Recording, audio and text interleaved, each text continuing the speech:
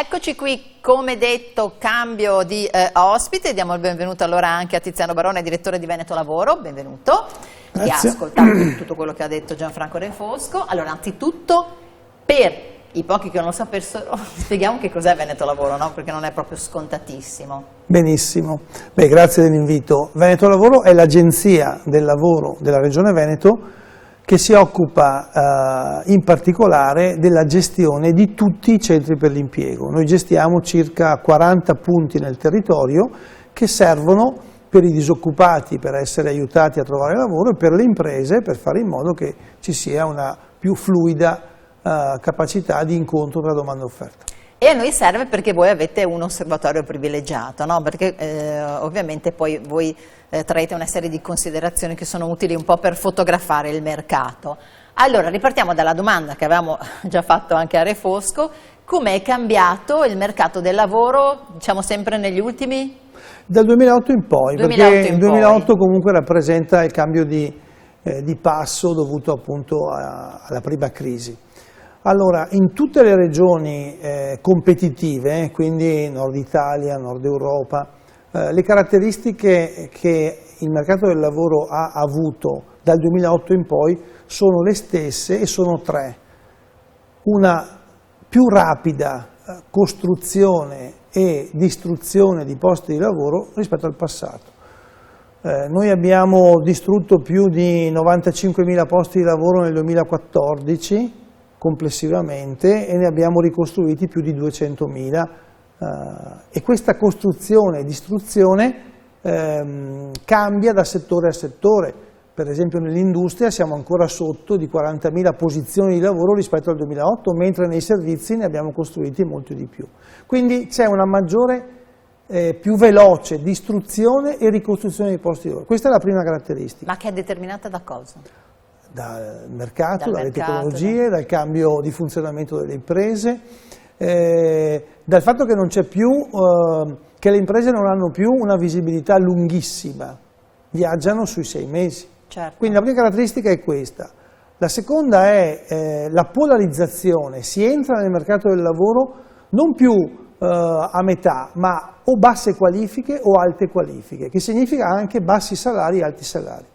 E questa polarizzazione, che è, come dire, strutturale, implica anche servizi diversi per le persone che sono basse qualifiche o in alte qualifiche. La terza caratteristica è il mismatching domanda e offerta di lavoro. Sempre di più è difficile mettere insieme domanda e offerta di lavoro almeno per due ragioni, per ragioni demografiche e per ragioni di competenze. Dal dato Excelsior, che è la rilevazione che ogni mese il sistema camerale fa, su 100 offerte di lavoro provenienti dalle imprese, 25 sono di difficile reperimento per ragioni demografiche, cioè mancano le persone, e 25 per ragioni di competenze. Quindi vuol dire che quando io ho 100 offerte di lavoro, 50 sono impossibili, difficili da soddisfare. Esatto. Questa è la realtà. Certo, ma questo numero, no, 50, è di adesso per una serie anche di motivazioni, diciamo, più recenti? Diciamo che questo è il dato medio che mensilmente sulle 40-50.000 assunzioni previste dal sistema che raccoglie il sistema Excelsior, che noi poi verifichiamo un mese dopo rispetto alle assunzioni, in genere sono almeno 10.000 in più, le assunzioni sono 60-70.000 le assunzioni. Quindi vuol dire che la stima che viene fatta da Excelsior è una stima tutto sommato ragionevole. Abbiamo parlato poco fa anche dei giovani, però ci sono dati, voglio dire che no, rispetto magari a un po' di tempo fa in cui questi giovani non riuscivano a trovare lavoro, paradossalmente questo dato si è invertito, no? Diciamo che l'assenza di giovani per ragioni demografiche manca circa 100.000 giovani rispetto al passato. Che poi giovani vuol dire? Vuol dire dai 19 ai 39 anni. Ecco. Scusa, ai 29 Ai anni. 29, ok. Quindi sotto i 30. Sotto i 30. Sotto i 30 siamo giovani.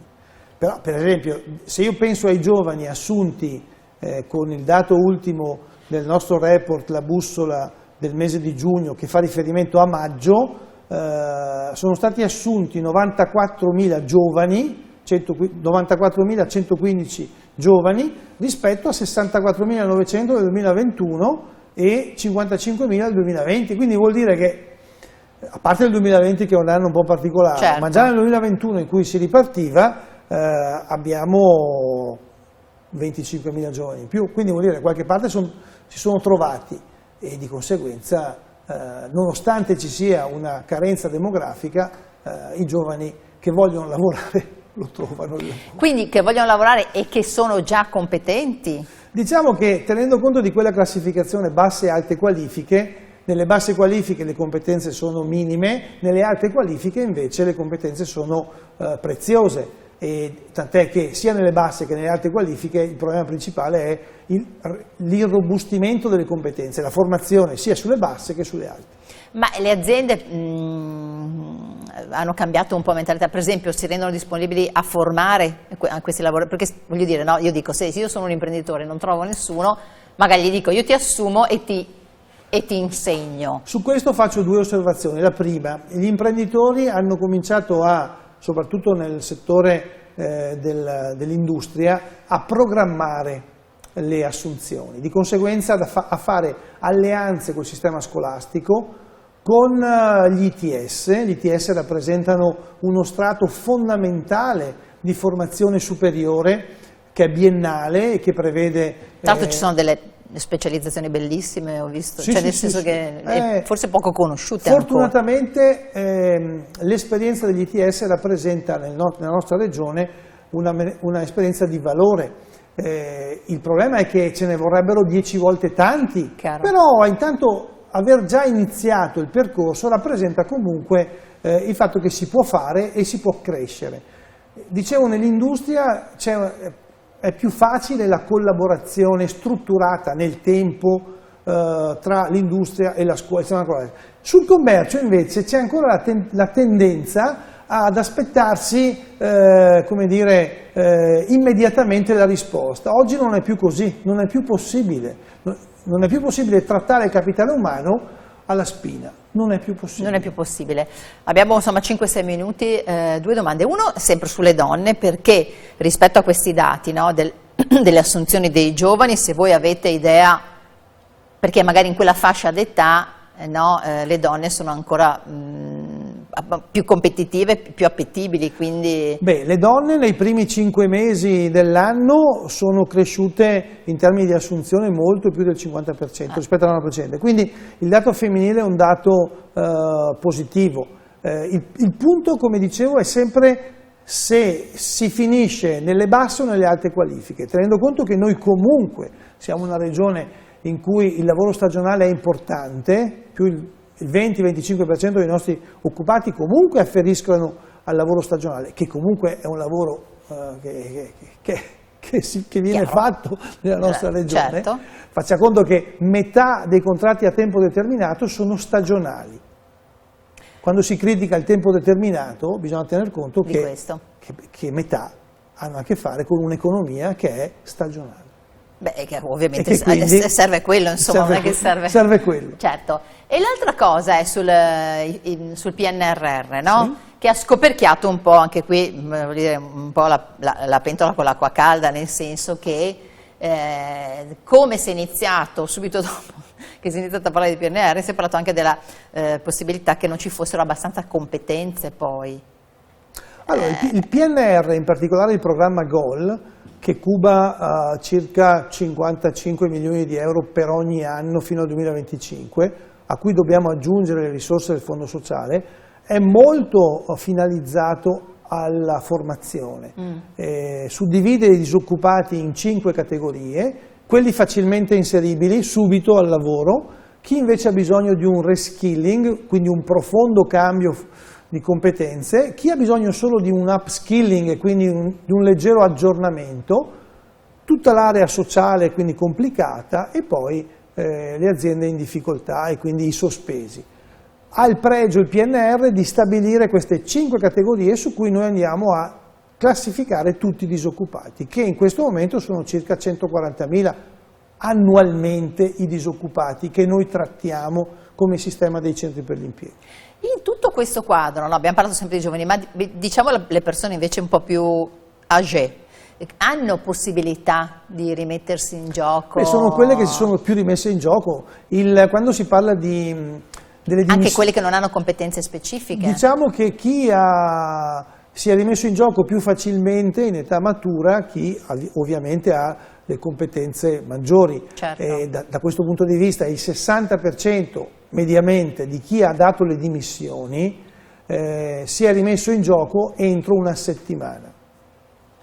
Quindi vuol dire che ha cambiato lavoro. Ce n'è. E quindi l'aspetto delle dimissioni in questo momento è importante perché segnala un cambio di passo, e cioè il lavoratore può cambiare più facilmente in questo momento lavoro e di conseguenza sceglie diversamente rispetto al passato le opportunità e quindi vede il contratto e soprattutto vede la dimensione di welfare aziendale. Senta, la domanda invece sui centri per l'impiego, che immagino funzionino un po' a seconda anche di dove si trovano. Funzionano benissimo, in Veneto funzionano ecco, appunto, benissimo. in Veneto funzionano benissimo e ma funzionano immagino anche per una serie di motivazioni, no? Perché anche servirà la competenza anche da voi, serviranno le persone. Allora, funzionano perché abbiamo cambiato l'organizzazione, vuol dire che abbiamo impostato l'attività dei centri per l'impiego legando i disoccupati ai nostri operatori, quindi ogni operatore si porta dietro un certo numero di disoccupati e li deve trattare e viene premiato sulla base di questo. Noi abbiamo inoltre raccolto mensilmente tra i 5 e i 6.000 posti di lavoro disponibili, che non sono tanti ma non sono neanche pochi, e non riusciamo neanche noi a chiuderli tutti per ragioni appunto demografiche e di competenze, però questo vuol dire che noi oggi disponiamo di un numero di posti di lavoro interessante che rendiamo disponibili ai nostri disoccupati subito. Quindi possiamo dire a loro di rivolgersi a voi? Assolutamente. Bene, grazie anche a Tiziano Barone, direttore di Veneto Lavoro, grazie a voi per averci seguito, poi noi torniamo naturalmente anche con gli appuntamenti dedicati alla cronaca. E voi rimanete però, se potete, su 7 Gold. Una buona giornata.